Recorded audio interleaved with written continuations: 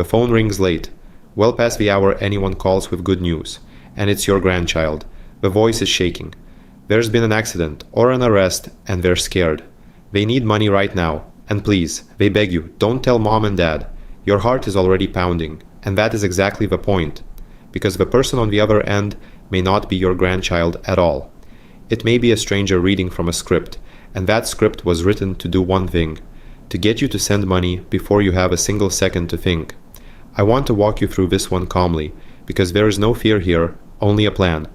I'm going to show you exactly how this call is built, line by line, so you can hear it coming. Then I'm going to give you the defense. And here's the one thing to hold on to from the start. By the end of this video, you'll have one move that stops a call like this cold, plus a family code word as a backup for the day a voice sounds too perfect to doubt. I'll put it right in your hands before we're done, so stay with me. And before we go a step further, let me say the most important thing first. If this has already happened to you or to someone you love, you did nothing wrong. These calls are designed by professionals to overwhelm a caring person. The shame belongs to the scammer, every bit of it, not to you. So here's how the call is built.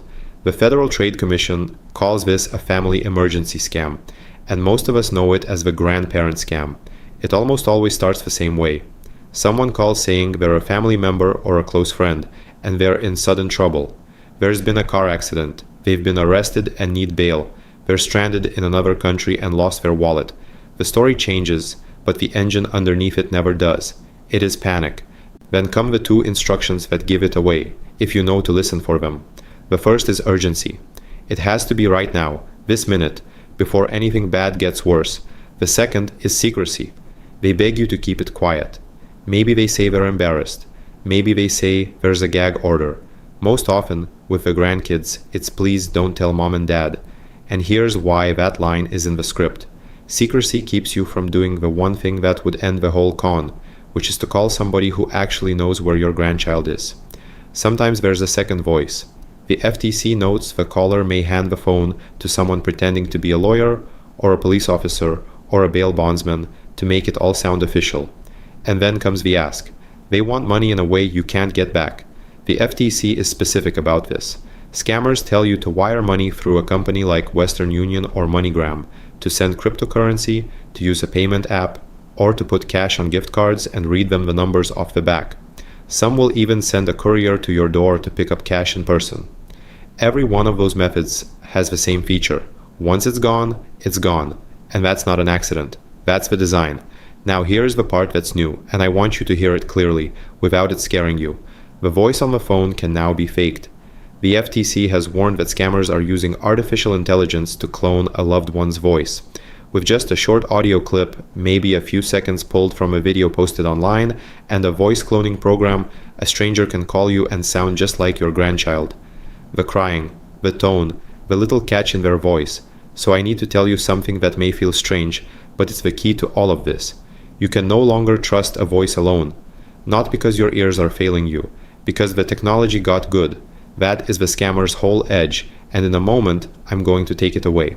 So let's get to the defense, because this is the part that actually keeps your money safe. And the good news is that it's short. Rule 1. When a call like this comes, hang up. You don't owe a panicked caller your politeness. The FTC's advice is to resist the pressure to act immediately. Take a breath and hang up, or simply tell them you'll call right back. Rule 2, and this is the one rule that stops the whole thing. Verify before you send a single dollar.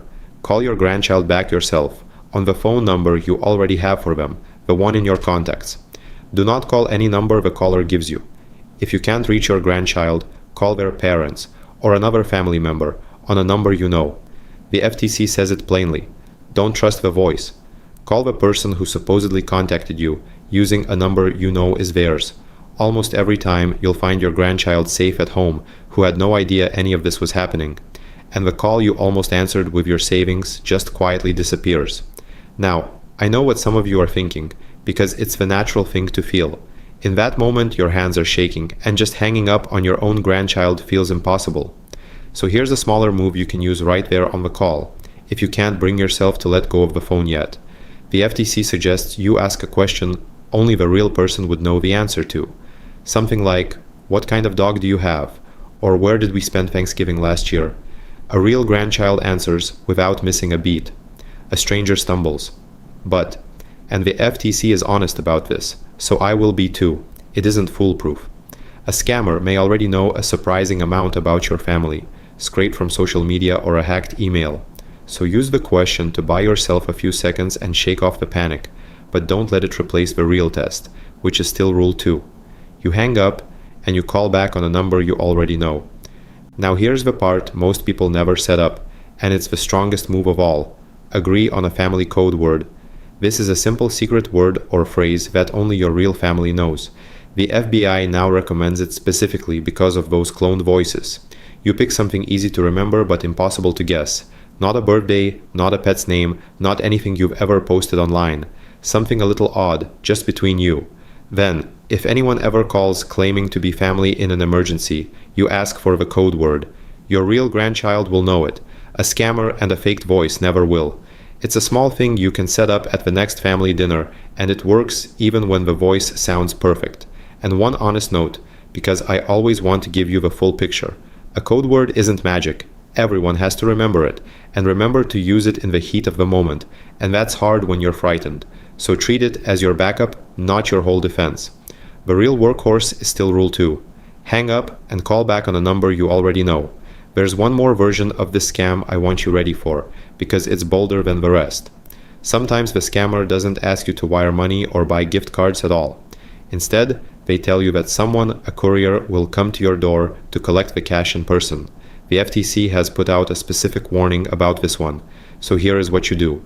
You do not open the door and you do not hand anyone cash. No real emergency in this world is solved by a stranger arriving at your home to pick up money.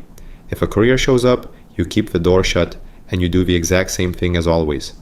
You get off the phone and you call your grandchild or another family member on a number you already know. Don't give your address, your information, or a single dollar to anyone who came to you first. And if it feels frightening to have someone at your door, that's all the more reason to call someone you trust right then, and the police if you need to. Last piece. If a call like this comes, report it, even if you didn't lose a dime. You report it to the Federal Trade Commission at Report Fraud, one word, .ftc.gov. Your report helps them warn other families, and helps law enforcement see where these calls come from. And if you did send money, report it anyway, quickly, to the FTC and to your bank. Acting fast gives you the best chance, and again, there is no shame in it. The shame is theirs. So let me hand you the thing I promised. Remember that late night call from the start, the shaking voice, the accident that don't tell mom and dad. Here is how that night ends now, because you watched this. The phone rings, the voice begs you to hurry, and instead of reaching for your savings, you do one thing. You say, "Let me call you right back." You hang up, and you dial your grandchild on the number you already have, and there they are, picking up from their own couch, safe at home, with no idea any of this was happening. That's the move. Hang up and call back on a number you already trust, with the family code word as your backup for the day. A voice sounds too real to doubt, and you never send money by wire, gift card, crypto, or cash courier to a caller pushing you to hurry. That is the thing I promised you, and now it's yours. Slow is safe. The truth can wait 5 minutes for a phone call. A scam cannot. And you are not gullible for caring about your family. That care is a good thing, and it's exactly what these people try to use against you. But now you know the script, and you know the one move. That knowledge is yours to keep. Do me one favor. This scam works best on people who've never heard it described out loud, so don't keep this to yourself. Send it to someone you love, anyone with a grandparent or a phone. The next time that late night call comes, you want them to recognize it before they pick up. That share might be the thing that protects them. And if this helped you, tap the like button so the algorithm shows it to another family that needs it. Take care of yourself and the people you